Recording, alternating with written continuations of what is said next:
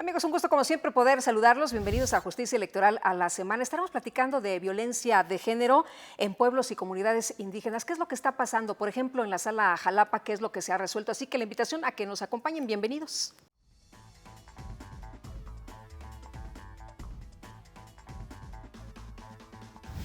La Sala Regional Jalapa tiene a su cargo la resolución de las impugnaciones de los estados de Campeche, Chiapas, Oaxaca, Quintana Roo, Tabasco, Veracruz y Yucatán, es decir, la tercera circunscripción plurinominal, por lo que en su trabajo jurisdiccional es la sala regional que mayormente atiende casos de personas integrantes de pueblos y comunidades indígenas. Al respecto, en noviembre de 2017, la Sala Superior del Tribunal Electoral del Poder Judicial de la Federación, en su sentencia Sub-Rap 726-2017, resolvió que los partidos y coaliciones deberán postular solamente a candidatos o candidatas indígenas, en 13 distritos donde existe una concentración indígena que supera el 60% de la población total.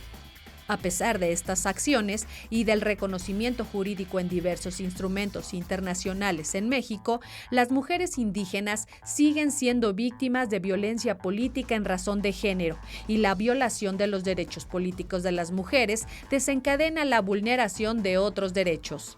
El 28 de marzo de 2019, la Cámara de Senadores del Congreso de la Unión, a propuesta de la Suprema Corte de Justicia de la Nación, nombró magistrada de la Sala Regional Jalapa del Tribunal Electoral del Poder Judicial de la Federación por un periodo de 9 años a Eva Barrientos Cepeda, quien nos acompañará en este programa para compartir su experiencia en la Sala Regional Jalapa y como especialista en valoración racional de la prueba y óptica de la perspectiva en género por la Universidad de Girona, España. Bueno, y le quiero agradecer que nos acompañe en esta ocasión Eva Barrientos, magistrada de la Sala Regional Jalapa, a quien me da gusto saludar en esta ocasión y reencontrarnos en este espacio. ¿Cómo estás? Bienvenida. Muchísimas gracias, Lupita. Muchísimas gracias al magistrado presidente de la Sala Superior por esta invitación, a los magistrados que me permitieron estar hoy aquí también, que están cubriendo allá con el trabajo en la Sala Regional, al magistrado presidente Enrique Figueroa Ávila y al magistrado Adín de León. Oye, pues uno de los temas, y qué bueno que estemos hablando y que sigamos hablando del tema, es la violencia política en razón de género, que creo que es un tema que se debe hablar mucho, que se debe abordar, y no solo eso, sino que se tiene que solucionar. Es un asunto muy normalizado, ¿no? La violencia en contra de las mujeres, porque no nada más está en el ámbito de lo político, es un tema generalizado en diferentes ámbitos. Así es un tema que debemos atender, platicar, sensibilizar, hacerlo visible, porque es un fenómeno a nivel mundial. La ONU justo acaba de decir que el 70% de las mujeres alguna vez en su vida ha sido violentada. Entonces, en materia política, ahora que hay más mujeres en cargos públicos, pues evidentemente la violencia política de género se ha incrementado. ¿Y por qué es esto? ¿Antes no existía la violencia política de género? Desde luego que no existía o no se reconocía con ese nombre. Más bien, ¿no? Exactamente, ahora ya se conceptualizó y ha habido ya esfuerzos institucionales precisamente para erradicarla, para prevenirla, pero siempre ha existido. Pero ahora que hay más mujeres, pues precisamente hay más resistencia a que mujeres estén ejerciendo ese tipo de cargos. Y de ahí que pues, la violencia, desafortunadamente, en nuestro país, en estas últimas fechas, ha sido muy elevada. ¿Cómo sabemos, cómo distinguimos que hay violencia política en contra de las mujeres? Porque, como decíamos hace un momento, está tan normalizado que a veces ya no sabemos qué es violencia, ¿no? Así es, muchas de las mujeres no sabemos cuando estamos siendo violentadas. Y ha sido un gran esfuerzo, vuelvo a repetir, institucional, el culturizar cuando una mujer está siendo violentada. El primer esfuerzo fue con la emisión de un protocolo, precisamente que encabezó el Tribunal Electoral del Poder Judicial de la Federación, el Instituto Nacional Electoral, la FEPADE, entre otras grandes instituciones. Y allí precisamente se explican cuáles son los elementos para saber cuándo hay violencia política de género. Primero, lo que tenemos que saber es, hay violencia, y esa violencia es en el ejercicio de un derecho político electoral, es decir, una candidata que está siendo violentada, que no la dejan ser candidata, alguna funcionaria, ya sea en el ámbito administrativo o en el ámbito judicial. Primero, saber si es en el ejercicio de un derecho político electoral. Ese es el primer elemento. El segundo elemento, ¿quién está ejerciendo esa violencia? Puede ser el Estado, agentes del Estado, partidos políticos, otros candidatos o candidatas, cualquier persona física. Ese es el segundo elemento. ¿Cuál es el tercer elemento? ¿Qué tipo de violencia se está llevando a cabo? ¿Patrimonial? ¿Física? ¿Verbal? ¿Simbólica? Hay veces que están juntas, por ejemplo, en la propaganda, pues si vemos a una mujer con un mandil y además dice, está simbólica, ¿no? Y además, si lo que dicen, las mujeres solo sirven para la cocina, pues también está verbal, ¿no? Está, claro. Es un estereotipo. Oye, o aquellas campañas que ya no les importan, ¿no? Como aquella de Sonora, que las mujeres como las escopetas, y una todavía mucho más vulgar. Así es, así es. Esos son, que no voy a repetir, por cierto. Claro, pero esos son los tipos de violencia, ¿no? En propagandas es muy común. ¿Cuál es el cuarto elemento? Bueno, que tenga esa violencia la finalidad o el objetivo de menoscabar o incluso anular el ejercicio del derecho político electoral.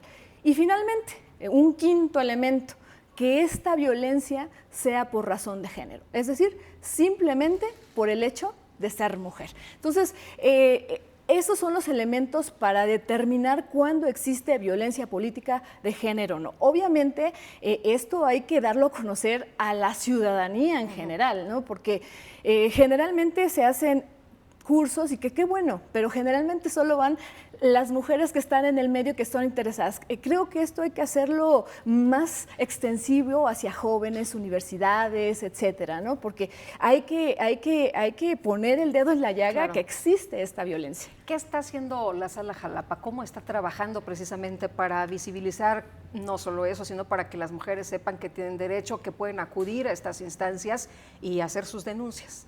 Pues mira, en la Sala Jalapa tenemos, y por eso es el tema que hace rato comentabas que íbamos a tratar hoy, donde hay mucha población indígena. Y justo en esta población indígena, Oaxaca, Chiapas, nos hemos enfocado mucho en la cuestión de capacitación. Justo tuvimos cursos, talleres sobre qué es la violencia política de género y talleres muy interesantes en donde se veía, por ejemplo, el mundo al revés. ¿Qué significa? Allá donde las elecciones son a mano alzada en asambleas comunitarias, pues se ponían a los hombres a ver qué sientes que a ti no te dejaran ser votado. Entonces, nos hemos abocado mucho a la capacitación, pero también en la sensibilización, y esto lo hacemos también a través de las sentencias. ¿Cómo lo logramos? A través de una tutela preventiva. Es decir, aun cuando hay ocasiones en donde no hay elementos suficientes para determinar que efectivamente hay violencia de género, cuando llega una demanda, basta con que se diga, hay violencia, me están violentando, para que se emitan medidas cautelares. ¿Y qué significa esto? Si es necesario vincular a seguridad pública, a la Secretaría de la Mujer, a diversas autoridades, primero para que vayan y vean cómo está la situación, den pláticas de sensibilización y prevenir que se lleven a cabo algún daño a las mujeres. O sea, en los tribunales electorales no es de que venga después y ya la atendemos. No, es de inmediato. Y justo acabamos de tener un caso muy interesante en Chalchihuitán, Chiapas, en donde incluso van directamente a la Sala Regional Jalapa, aduciendo una fuerte violencia política de género, en donde arrestaron a la presidenta municipal, la tuvieron amarrada en medio del Zócalo. Y llegan ahí, pero no habían agotado la instancia previa, es decir, el tribunal local. Entonces, la determinación fue regresar al tribunal local para que resuelva en primera instancia. No obstante, emitimos medidas cautelares porque en lo que resuelve el asunto, nosotros decimos, pero mientras que se emitan todas las medidas preventivas. Entonces, nosotros sí tratamos de prevenir eso. Y ya cuando se dicta la sentencia, vuelvo a repetir, si se acredita la violencia violencia política de género, con mayor razón estas medidas preventivas de no repetición. Pero si aun cuando no se den todos estos elementos, se dejan medidas preventivas como es esta parte de capacitación y sensibilización, porque necesitamos ir cambiando la cultura y finalmente hacer evidente que para muchos, sobre todo en los pueblos y comunidades indígenas que tienen una cosmovisión totalmente diferente, como sabemos, nosotros tenemos derechos humanos, sí, pero es una construcción occidental. Sí. Su cosmovisión es otra. Entonces, si le decimos, a ver, tu limitación para hacer las elecciones es el respeto a los derechos humanos, o sea, ellos no lo entienden como nosotros lo entendemos. Y para nosotros es evidente que uno de los principios o de los derechos humanos es el derecho a la igualdad entre hombres y mujeres. Claro. Sin embargo, ellos no los ven así precisamente por sus usos y costumbres. ¿Qué pasa, por ejemplo, en Oaxaca, en Chiapas, en propio Veracruz? ¿De dónde llegan el número más grande de denuncias? ¿Es por igual o en algún lado es más que en otro? Mira, principalmente nos llegan más, evidentemente, de Oaxaca y de Chiapas. ¿Y por qué más de Oaxaca? Bueno, también es natural por el número de municipios que tienen, ¿no? Tienen 417 municipios indígenas. Y ha habido, debo de reconocer, además, al Instituto Electoral de Oaxaca, que ha hecho un esfuerzo extraordinario para la inclusión de mujeres. Sin embargo, a pesar de este esfuerzo, hay mucha resistencia en estos pueblos o comunidades. ¿Qué es lo más común que nos llega, por ejemplo, de Oaxaca? Pues ya las mujeres están llegando a los cargos, sin embargo, cuando llegan, pues para empezar, no las quieren dejar ejercer el cargo. Y si las dejan ejercer el cargo, no las dejan opinar. Es decir, no, o sea, están allí presentes, pero ya llegaron, ya, o sea, confórmate con eso, ¿no? Así es, hasta ahí, o el otro tema, no les pagan lo mismo. Esas son la mayoría de los casos que nos llegan de Oaxaca. Y es lamentable porque justo tuvimos en estas de capacitación que tuvimos en varios municipios en Oaxaca, y nos decía una regidora, a ver, es que yo peleé por llegar al cargo. Ya llegué. Pero ahora resulta que llego y la regiduría que me van a dar es una regiduría que se llama de ornato, regidora de ornato. ¿Así dice? Así le dieron su nombramiento, como regidora de ornato. ¿Nos sigues platicando más del tema? Claro que sí. Pero antes tenemos que hacer una pausa. Les quiero recordar que a través de redes sociales se pueden poner en contacto con nosotros. Regresamos rapidito.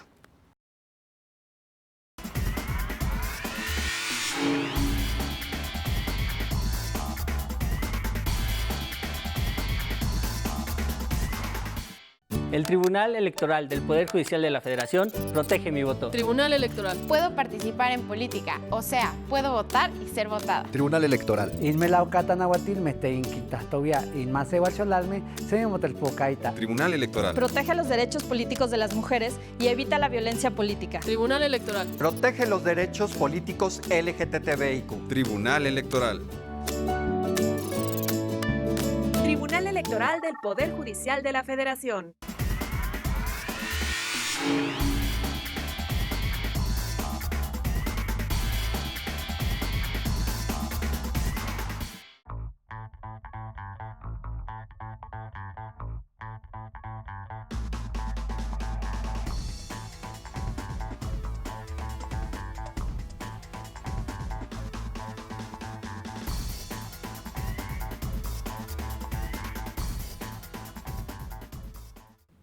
Estamos de regreso, qué bueno que continúa con nosotros aquí en Justicia Electoral a la Semana. Nos platicabas de algunos casos a los que se enfrentan las mujeres y de un nombramiento que la verdad está casi que difícil de creer, ¿no?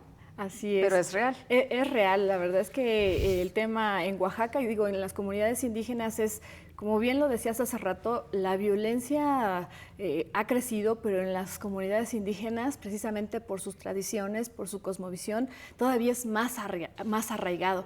En comunidades indígenas, por ejemplo, para que una mujer pueda ser candidata, pues tiene que seguir un sistema de cargos que generalmente y como culturalmente y le corresponde a la mujer, entre comillas, estar en la casa al cuidado de los hijos, pues evidentemente no ha cumplido con ese sistema de cargos, o el famoso tequio, tiene que dar servicio a la comunidad. Entonces, estos son algunos de los frenos que precisamente no permiten a las mujeres en comunidades indígenas llegar a cargos de elección tan fácilmente.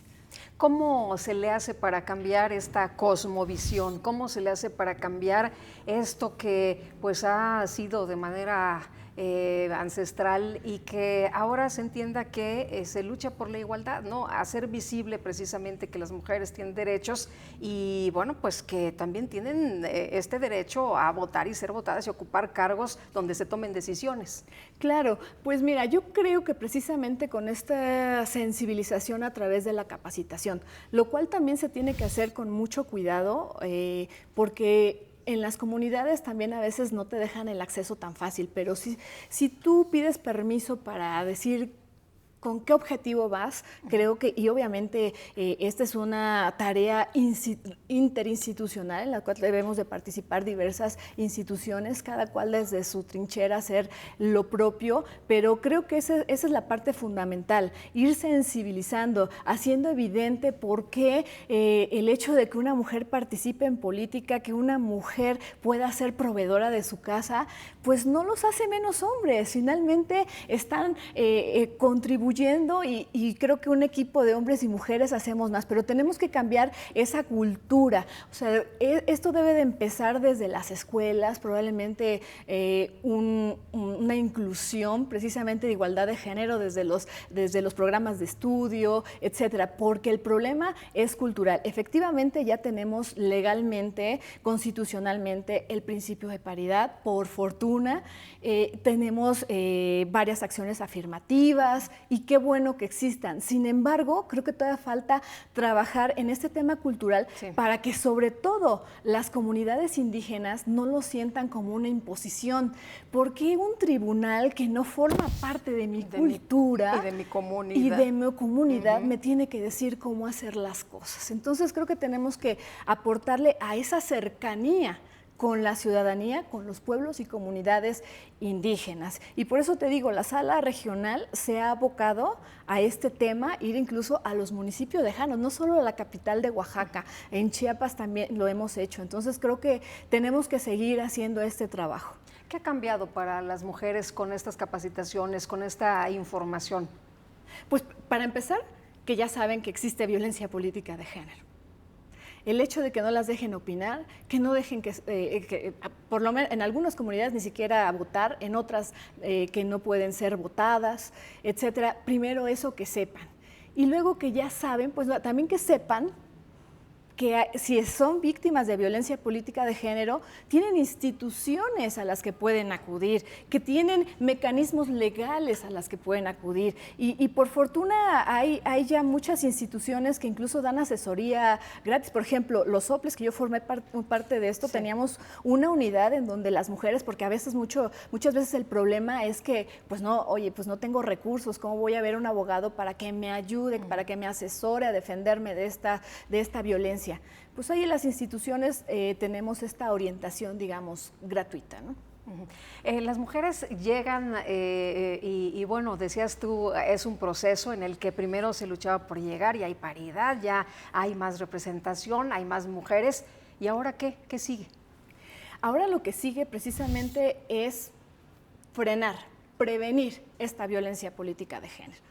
Hacer sensible, y es una tarea de hombres y mujeres, o sea, porque finalmente las mujeres podemos estarnos defendiendo, pero yo creo que es un trabajo en equipo. Hombres y mujeres tenemos que ser sensibles, que las mujeres, hay hombres capaces, mujeres capaces, y que todas y todos tenemos derecho a llegar a esos cargos por méritos, ¿no? Entonces, oye, transformar las cosas, ¿no? Porque si llegas como mujer a un puesto y después ya no puedes hacer absolutamente nada, no puedes más que apoyar y levantar tu mano y votar por lo que los demás decidan, pues como que tampoco es un gran avance. Claro, y esa es una de las finalidades, acabas de tocar un punto bien importante. Una de las finalidades que tengamos representación de mujeres en cargos de elección popular, en cargos donde se pueden decidir políticas públicas, precisamente es que mujeres tengan esa sensibilidad de apoyar también a otras mujeres, de empoderar a otras mujeres, ¿no? Porque si llega, y como tú dices, si no la dejan ejercer el cargo, no la dejan opinar, pues finalmente no cumplimos con esta finalidad de que se procure esta democracia igualitaria. Ahora, la valoración racional de la prueba, hace un momento decías que es muy importante que cuando la mujer llega se toma inmediatamente en cuenta lo que se está diciendo, ¿no? Se regresa a su casa y no se le dice regresa en 15 días y bueno, ahí después nos platica. ¿Qué pasa con esto? ¿De qué se trata? Sí, mira, yo tengo una especialidad en valoración racional de la prueba y género. Y es muy valiosa para ejercer esta función jurisdiccional porque generalmente los asuntos que llegan de tribunales locales que nosotros revisamos vienen por una indebida valoración de pruebas. ¿Y qué es lo que pasa en materia de violencia en general? Pero bueno, en este caso estamos hablando de violencia política de género. El estándar de prueba es diferente a otras materias. ¿Por qué? Porque como bien sabes, la violencia no se hace a la luz pública, se hace de forma velada. Claro. Entonces es difícil probar que se está llevando a cabo violencia política de género. Por eso tenemos que tener esta visión de género, estos lentes de género para valorar estas pruebas. Es decir, cuando llega una víctima diciendo soy violencia política de género, esa afirmación toma un valor probatorio alto. Y si estamos revisando el expediente y encontramos diversos indicios que nos dicen que efectivamente es cierto el dicho de la víctima, con eso es suficiente para probar que se está ejerciendo violencia política de género. Es decir, no es tan alto el estándar probatorio en materia de violencia política de género. Porque te digo, como se hace de forma escondida, de alguna manera, entonces jamás se podría probar si es muy alto el nivel de prueba. ¿Qué pasa en la democracia? ¿Por qué es tan importante que las mujeres participen? ¿Por qué es tan importante que haya igualdad? Bueno, porque finalmente, para empezar, somos más de la mitad de la población. Y los tiempos finalmente han demostrado que últimamente hay estudios en donde incluso las mujeres tienen un nivel de preparación más alto que los hombres.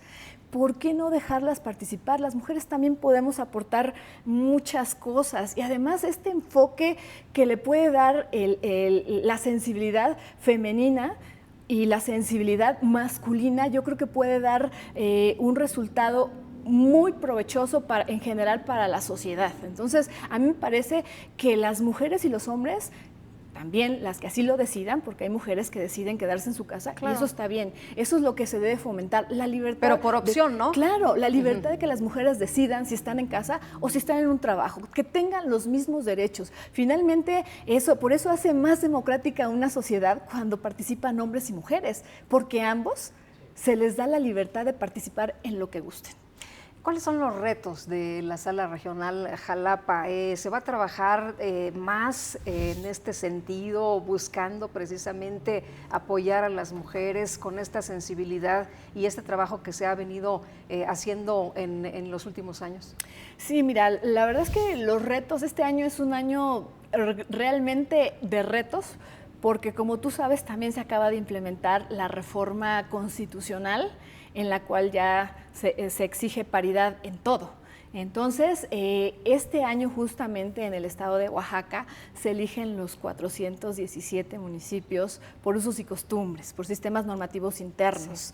Sí. Entonces, es la primera vez que se va a aplicar ya esta reforma a estos pueblos y comunidades. ¿No? Qué bueno, sí. Pero vamos a ver en la realidad cómo funciona. Vamos a ver en la realidad cómo funciona. Sí. Y te digo, es el gran reto porque a partir de noviembre es cuando la gran mayoría de estos pueblos y comunidades indígenas hacen su elección. Entonces, el reto, ¿cuál es? Armonizar, me parece, o sea, no decir tiene que sobrevivir un derecho sobre otro, sino armonizar precisamente a través de esta sensibilización y que finalmente no se sientan invadidos, respetando precisamente el derecho a autogobierno y su autonomía de los pueblos indígenas.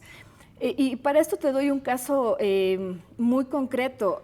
Nosotros hemos apostado, obviamente, por que se incluyan a las mujeres. Y en el caso de que no se incluyan, valoramos si es necesario anular o no. ¿Por qué? Porque si anulas, generalmente generas un conflicto muy grande y sobre todo en aquellos cargos como agencias municipales que son de 1 año. Entonces, en enero están impugnando que no se incluyeron mujeres. En lo que se acaba la cadena impugnativa ya se llega a medio año y resulta que si los condenas a que vuelvan a hacer una elección extraordinaria, ya se llegó la fecha de hacer la otra elección ordinaria. Entonces, creo que lo mejor es vincularlos a que a la siguiente forzosamente tengan que incluir mujeres, sobre todo por este corto tiempo del encargo, ¿no? Muy bien, pues ha sido un gusto, Eva, platicar contigo. Muchísimas gracias. Muchísimas gracias. Y muchas gracias también a ustedes por habernos acompañado. Los dejo con este resumen de las actividades importantes aquí en el Tribunal Electoral del Poder Judicial de la Federación. Y nosotros nos vemos la próxima. Que la pasen todos muy bien.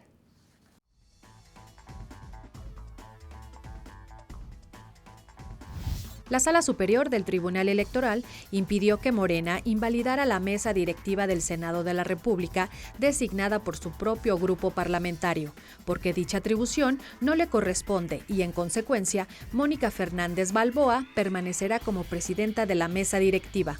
En otro asunto, la integración de la Sala Superior en sesión pública retiró al PRI una diputación plurinominal local en Quintana Roo para dejársela a Morena.